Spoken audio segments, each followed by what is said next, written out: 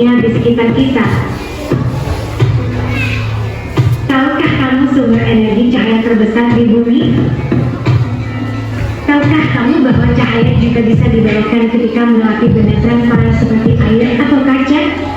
Cahaya adalah gelombang elektromagnetik yang membawa energi dan informasi dari sumbernya ke mata kita. Bagaimana cahaya merambat? Kita akan melihat bagaimana cahaya bergerak dalam garis lurus dan dapat dibiarkan ketika melewati benda transparan seperti air atau kaca. Kita dapat melihat benda-benda dengan jelas melalui benda transparan seperti kaca. Namun cahaya tidak bisa menembus dinding tembok. Benda yang sedikit ditembus cahaya atau kurang akan terlihat sama. Bagaimana cahaya dapat dibiaskan? Berdasarkan video yang kalian simak tadi, kira-kira ada berapa sifat-sifat cahaya? Ada 6 ya. Ada berapa sifat-sifat cahaya? Yang pertama tadi apa? Ya, yang kedua? Yang ketiga? Ya, yang keempat? Yang kelima? Dan yang keenam? Ya, jadi sifat-sifat cahaya itu ada 6. Coba perhatikan di depannya. Apa itu cahaya?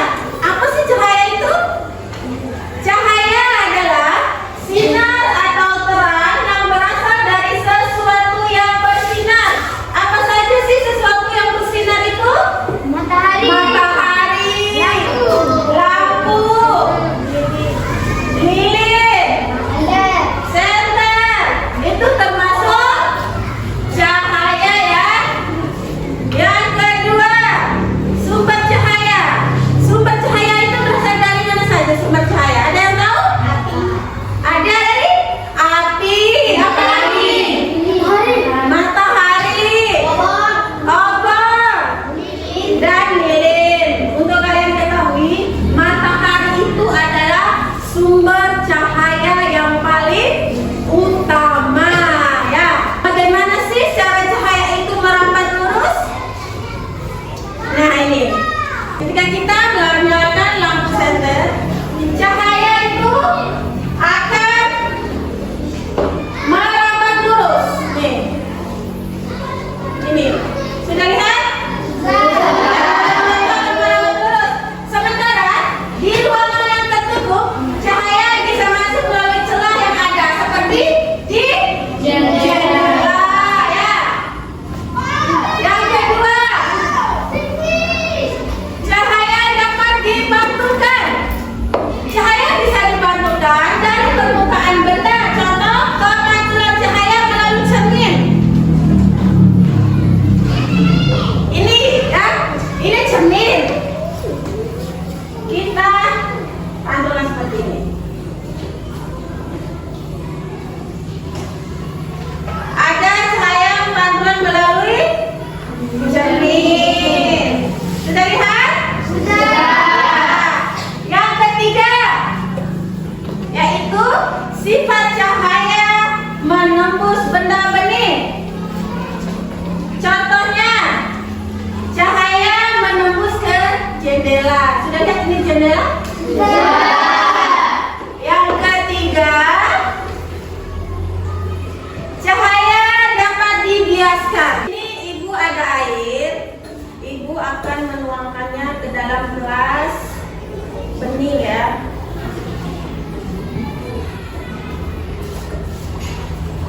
Sifat cahaya selanjutnya itu cahaya dapat dibiaskan. Selain bisa menembus benda bening, ternyata cahaya juga dapat dibiaskan atau dibelokkan ketika menembus media yang berbeda. Misalnya dari udara menembus ke air, cahaya bisa dibiaskan atau dibelokkan. Contoh, pensil dalam air terlihat patah. Ini air, ini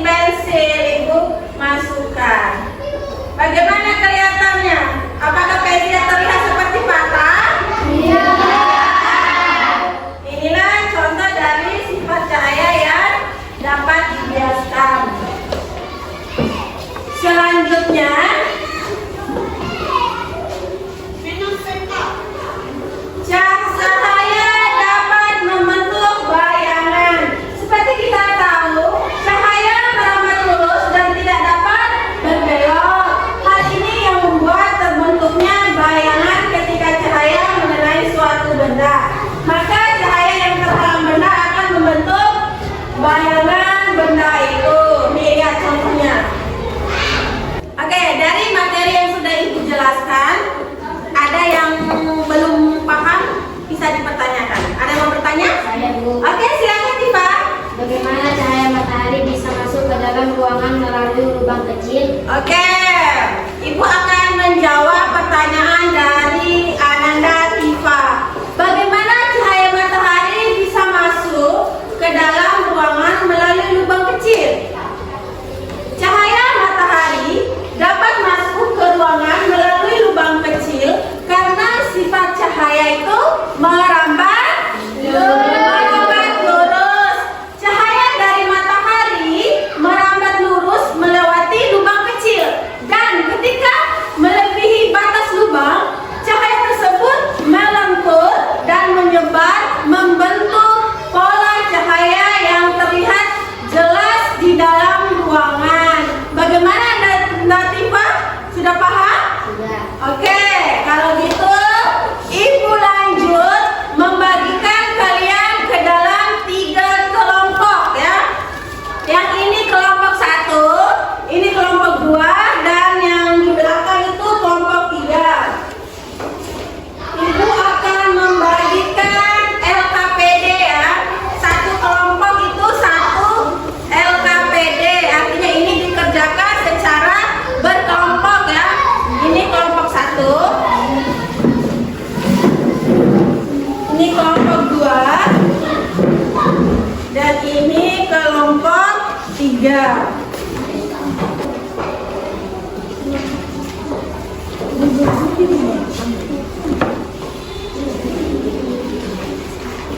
Kelompok 2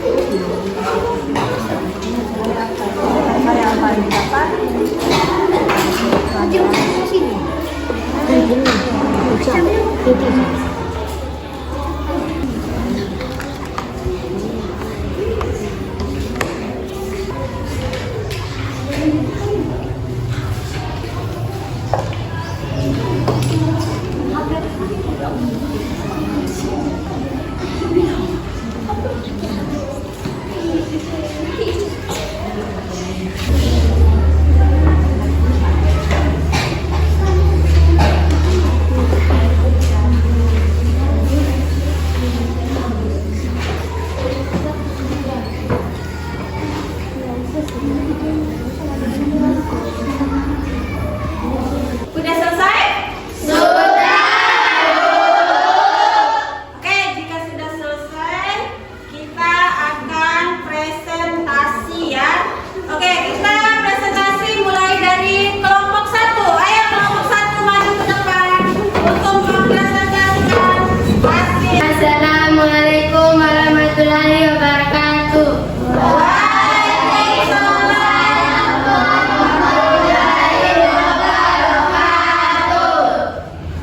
Perkenalkan, kami dari kelompok 1 akan mempresentasikan hasil diskusi kelompok kami. Dan adapun alat dan bahan. 1. Gelas bening berisi air bening. 2. Pensil. Percobaan. Masukkan pensil ke dalam gelas yang berisi air tersebut. Amati gelas tersebut dari samping. Apa yang terjadi dengan aktivitas tersebut? Ketika pensil dimasukkan ke dalam gelas berisi air, pensil akan tampak patah atau bengkok ketika dilihat dari samping. Hal ini disebabkan oleh pembiasan cahaya refraksi, yaitu fenomena berbeloknya arah cahaya saat berpindah dari suatu medium lain dengan kerapatan yang berbeda, seperti dari udara ke air yang menciptakan ilusi optik. Apa kesimpulan kesimpulanmu tentang percobaan tersebut? Kesimpulannya, pensil tampak patah atau bengkok saat dimasukkan ke dalam gelas berisi air. Karena fenomena pembiasaan cahaya, hal ini terjadi karena cahaya yang merambat dari air ke udara atau sebaliknya, membelok karena perbedaan ketepatan medium, sehingga posisi pensil yang terlihat dari samping menjadi berbeda dari posisi sebenarnya. Oke, mungkin ada dari kelompok lain yang ingin bertanya atau menanggapi kelompok satu? Ada? Oke, silakan Anwari. Kenapa sebuah pensil atau sendok terlihat seperti papan ketika dimasukkan ke dalam gelas yang berisi air? Oke, silakan dijawab. Pensil atau sendok terlihat seperti patah dalam air karena pembiasan cahaya, yaitu fenomena ketika cahaya membelok saat berpindah dari satu medium ke medium lain dengan kerapatan optik yang berbeda. Cahaya dari pensil di dalam air terbelok saat mencapai batas air dan udara, sehingga mata kita menerima bayangan yang tidak sesuai dengan posisi pensil yang sebenarnya, sehingga seolah-olah patah. Demikian presentasi dari kelompok kami. Wassalamualaikum warahmatullahi wabarakatuh. Oke, tepuk tangan untuk kelompok satu. Selanjutnya kelompok dua. Assalamualaikum warahmatullahi wabarakatuh. Waalaikumsalam warahmatullahi wabarakatuh. Kami dari kelompok 2 akan mempresentasikan hasil diskusi dari kelompok kami. Adapun alat dan bahan: cermin, Cermin ya. senter. Senter, tunjukkan senter ya. Percobaan: letakkan cermin di bawah. Arahkan cahaya senter ke cermin dan amati apa yang terjadi. Ayo apa lagi? Apa yang terjadi dengan aktivitas tersebut? Ketika Anda mengarahkan cahaya senter ke cermin, cahaya akan dipantulkan kembali. Anda akan melihat sebekas cahaya yang bergerak dan memantul dari permukaan cermin, yang membuktikan bahwa cahaya dapat dipantulkan dan mengikuti ukur pantulan. Apakah kesimpulannya terhadap percobaan tersebut? Cahaya senter yang diarahkan ke cermin akan dipantulkan, menghasilkan cahaya baru yang bergerak ke arah berbeda, membuktikan bahwa cahaya dapat dipantulkan saat mengenai permukaan benda yang tidak bentuk cahaya. Hal ini menunjukkan salah satu sifat dasar cahaya, yaitu kemampuan untuk memantulkan dari permukaan licin seperti cermin datar. Oke. Dari kelompok lain ada yang mau bertanya atau menanggapi kelompok dua? Saya Bu, Oke, silakan Novel. mengapa kita dapat melihat benda-benda di sekitar kita? Oke, ayo silakan dijawab. Karena cahaya dari benda itu dipantulkan ke mata kita. Oh,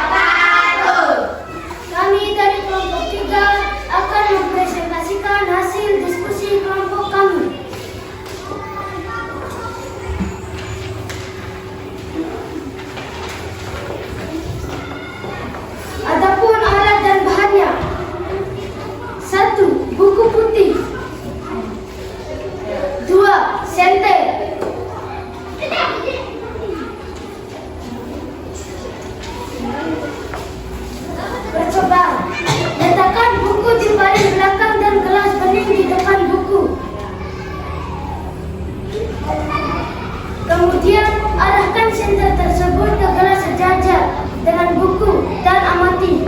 Ya.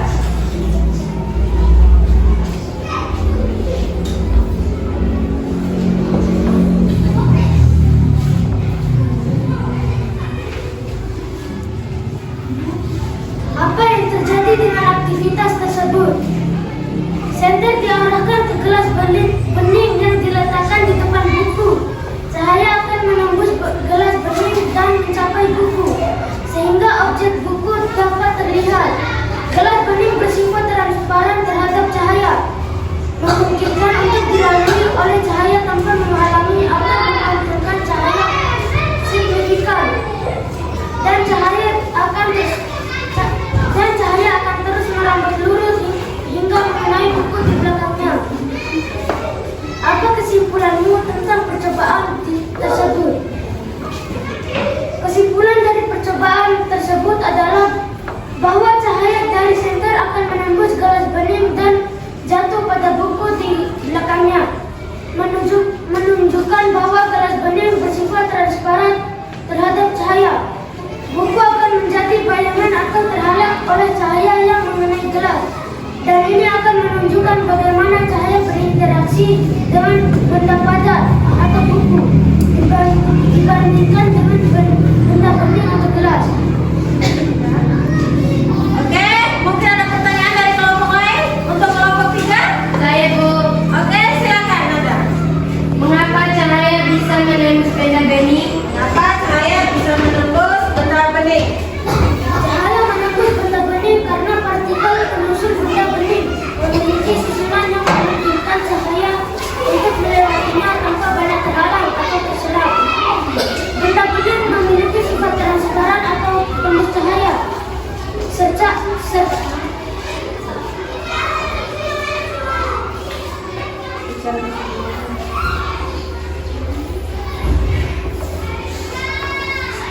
Secara keseluruhan atau hampir keseluruhan, memungkinkan kita untuk melihat melalui benda tersebut.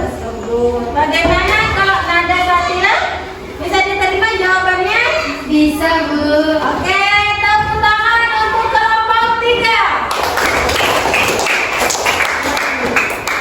Oke anak-anak, kita lanjut ya. Ibu ada game untuk kalian ya. Silakan perhatikan layar di depan. Kita mulai gamenya. Ada 5 soal ya. Oke, kita lihat soal nomor 1. Apa kira-kira jawabannya? Contoh penerapan sifat cahaya yang dapat menembus benda bening dalam kehidupan sehari-hari apa? A. Penggunaan teropong. B. Penggunaan lensa kacamata. C. Penggunaan senter yang saya terlihat pada dinding. D. Penggunaan jendela kaca. Coba kita lihat jawabannya D. Benar, tepat. Selanjutnya soal nomor berapa? Nomor 2. 2. Oke, kita buka soal nomor 2. Terjadinya warna-warna pelangi setelah cahaya matahari melewati tetesan alias menggunakan condet. C. Yakin C? C. Coba kita cek. Benar, tepuk tangan. Oke, sekarang soal yang terakhir. Nomor 5. Berikut ini yang merupakan sifat cahaya adalah ada warna terus. Coba kita cek jawabannya. Benar lagi. Ibu mau bertanya. Setelah kita mempelajari topik tentang sifat-sifat cahaya, mungkin ada kesulitan-kesulitan yang kalian temukan selama proses belajar ini. Oke, silakan kita apa kesulitannya? Saya kesulitan memahami sifat cahaya yang tidak terlihat secara langsung, seperti cahaya dapat menembus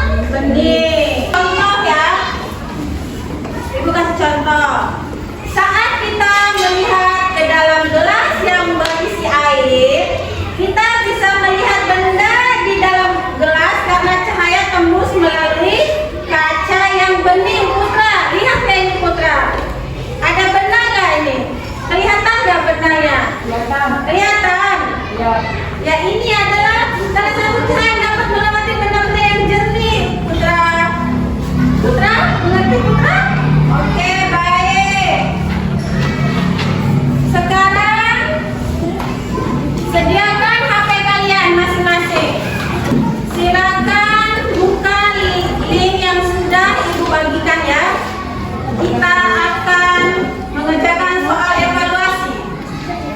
Ibu mulai. Oke, silakan.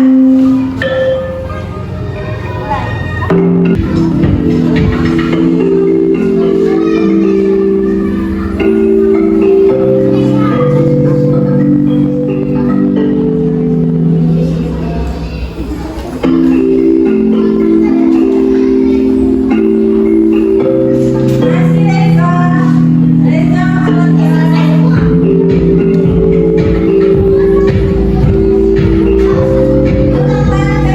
baik semuanya ikhlas ini ya, karena semuanya sudah selesai.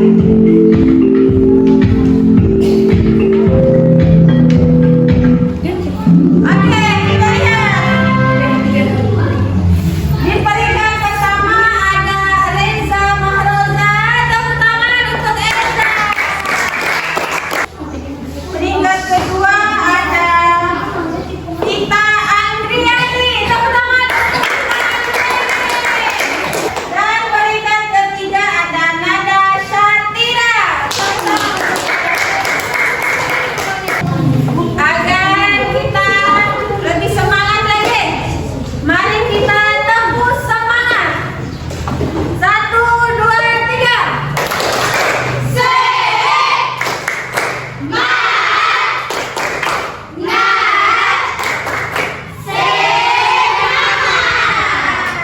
Baik. Oke, kita akan simpulkan pelajaran kita hari ini. Mari kita simpulkan bersama-sama ya. Jadi, sifat cahaya itu ada berapa? Ada. Yang pertama apa tadi? Cahaya merambat lurus. Yang kedua? Cahaya yang ketiga? Yang keempat? Tentukan. Yang kelima? Karena dia dapat membentuk bayangan. Jadi ada 6 sifat cahaya. Oke, sebelum kita mengakhiri pembelajaran kita pada pagi hari ini, ketua kelas maju ke depan untuk memimpin doa. Ayo, ketua kelas. Sebelum kita pulang, mari kita berdoa. Berdoa dimulai.